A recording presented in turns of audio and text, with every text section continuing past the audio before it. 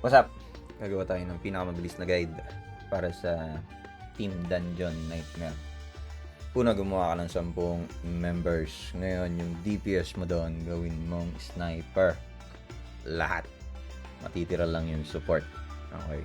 So, pagka sniper mo, lagyan mo yung skills. Punta ka sa first job, kailangan mo ng buff, kailangan mo ng passive, may matitira.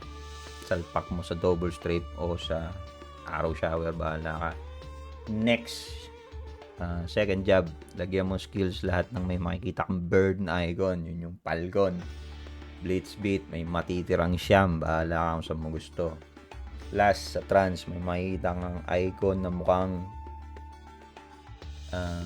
bird ulit.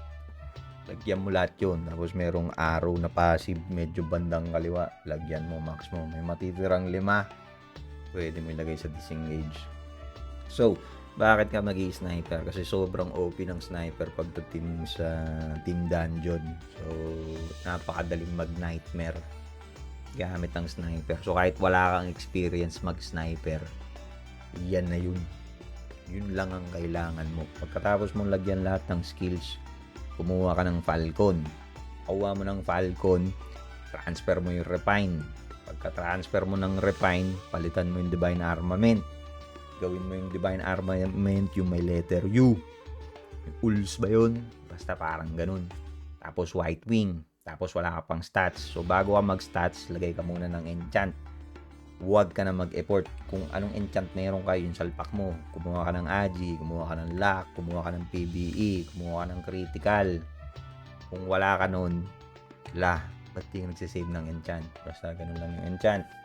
Meron ka ng skills, meron ka ng Falcon, meron ka ng Divine Armament, meron ka ng stats, wala pa pala. So, pagkatapos mo mag-enchant, mag-buff ka ng sniper, magpa-buff ka sa pare.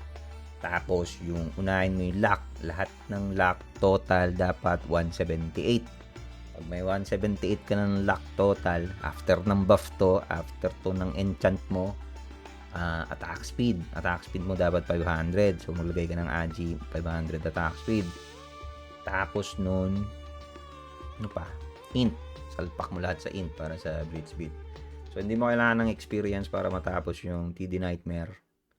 Pagdating sa sniper, yung mechanics kasi nito parehas lang nung hard, pero sa sobrang kunat niya, pag hindi ka naka-sniper, nakakaya mo. So makikita mo dito sa video na to, puro kami sniper. Puro kami hindi marunong mag-sniper. Pero, once more, sobrang OP nga nung sniper sa TD. So, yun na yun. So, pag may nakalimutan ko, sulat ko na lang sa comment section. Pero, simulan nyo ng mag-nightmare. Kung wala kayong friends na abot ng 10 katao, sniper din naman ang hinahanap sa world. So, wag mo na lang sabihin hindi ka sniper. Yung mechanics, alam nyo na yun, nag-hard naman kaya. So, tigil nyo yung hard nyo, simulan nyo mag-nightmare, tapos, enjoy.